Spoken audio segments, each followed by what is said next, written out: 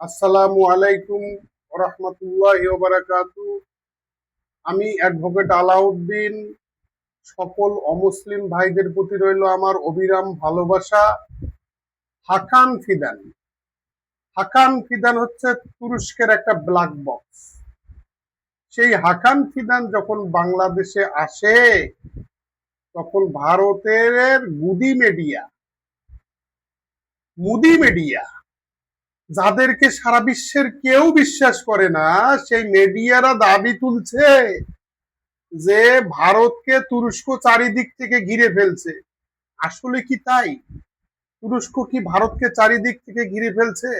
আসলে সেটা না। তুরস্ক মালদ্বীপকে ড্রোন দিয়েছে এবং সামরিক সহযোগিতা দিচ্ছে, ইন্দোনেশিয়াকে সামরিক সহযোগিতা দিচ্ছে, মালয়েশিয়াকে দিচ্ছে। বাংলাদেশের নৌবাহিনী, বিমান বাহিনী এবং সেনাবাহিনীকে প্রশিক্ষণ দেওয়ার জন্য সর্বোচ্চ চেষ্টা করছে তুরস্ক। কেন কেন এই চেষ্টা? আসলে তুরস্ক ইন্ডিয়াকে ঘিরে ধরা তুরস্কের প্ল্যান না। তুরস্কের প্ল্যান হচ্ছে তুরস্কের সামরিক যে অস্ত্র আছে, এই অস্ত্র তৈরি করা, এই অস্ত্র ব্যবহার করা এবং এই অস্ত্র ভবিষ্যতে নিয়ে গবেষণা করার যে ডক্টরেট, যে নীতি তুরস্ক নিয়েছে, সেটা হচ্ছে যে তাদের উদ্ভাবিত অস্ত্র, তাদের উদ্ভাবিত প্রযুক্তি মুসলিম মিল্লাতের, অর্থাৎ শুধুমাত্র মুসলিম দেশগুলির কাছে তারা হস্তান্তর করবে। তার উদাহরণ নেবেন, আশ্চর্য হয়ে যাবেন।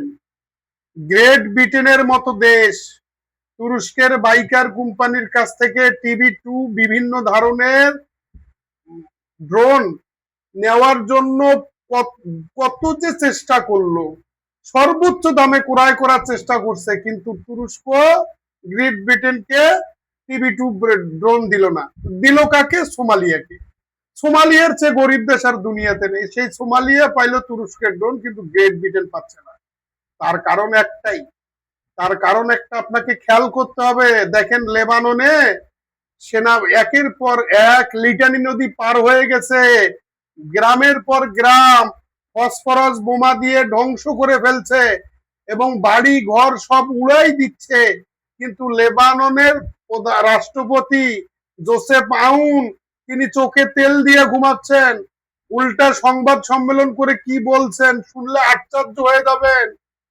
জোসেফ আউন সংবাদ সম্মেলন করে বলছেন যে ইরান শান্তি চুক্তির নামে লেবাননকে অন্তর্ভুক্ত করে সে একটা অর্থনৈতিক ফায়দা নিতে চাচ্ছে।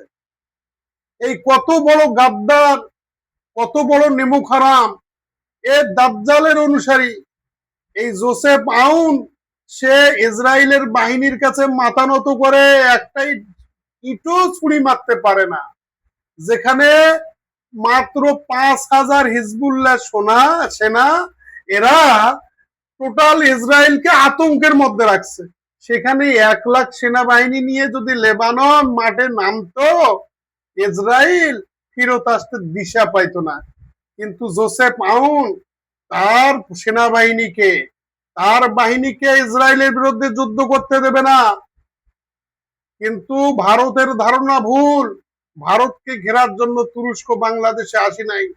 তুরস্ক বাংলাদেশে এসেছে বাংলাদেশের দামাল ছেলেদেরকে, বাংলাদেশের দামাল সেনা সদস্যদেরকে ইসলামিক মূল্যবোধের ভিত্তিতে দেশ প্রেম জাগ্রত করে আল আকসাকে রক্ষা করার জন্য প্রয়োজনে ডাক দিলে যেন তারা যাইতে পারে, এই লক্ষ্য নিয়ে তুরস্ক সোমালিয়া, মালয়েশিয়া, ইন্দোনেশিয়া, বাংলাদেশ সহ সকল মুসলিম দেশকে সহযোগিতার হাত বাড়িয়ে দিয়েছেন।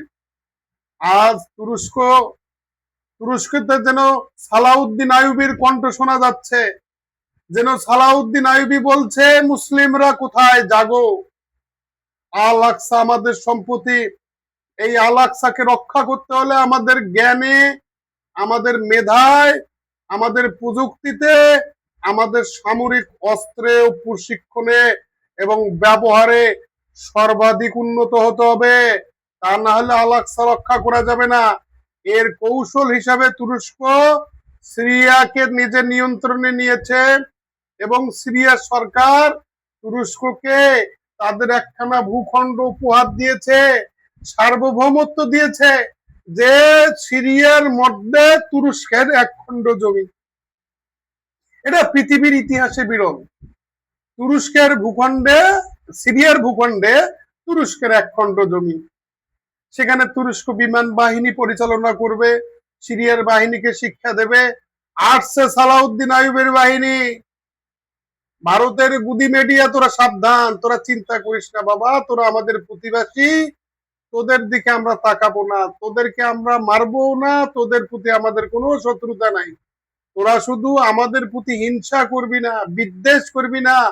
আমাদের আহ্বান দিচ্ছে আল আকসা, আমাদেরকে যেতে হবে, এই পথে বাধা হয়ে দাঁড়াবি না দাদা বাবুরা। দাদা বাবুরা, তোদের সাথে আমাদের কোনো শত্রুতা নাই। বাংলাদেশের বিরুদ্ধে কোনো ধরনের চক্রান্ত করিস না। তোরা ভারত থেকে ষড়যন্ত্র করে বাংলাদেশের মেধা শূন্য করার জন্য কিলার আর পাঠাই দিস না দাদা। আমাদের এই দেশটাকে আমাদের শান্তি মতো থাকতে দে। আপনারা আমার চ্যানেলটাকে সাবস্ক্রাইব করবেন। আমি আলাদিন নিউজ নামে এই চ্যানেলটা পরিচালনা করার চেষ্টা করছি। মূলত আমার লক্ষ্য এবং উদ্দেশ্য হচ্ছে ইসলামের বিরুদ্ধ গাথাগুলিকে আপনাদের সামনে তুলে ধরার জন্য। ভুল ত্রুটি হলে আমি ক্ষমা প্রার্থী। আসসালামু আলাইকুম।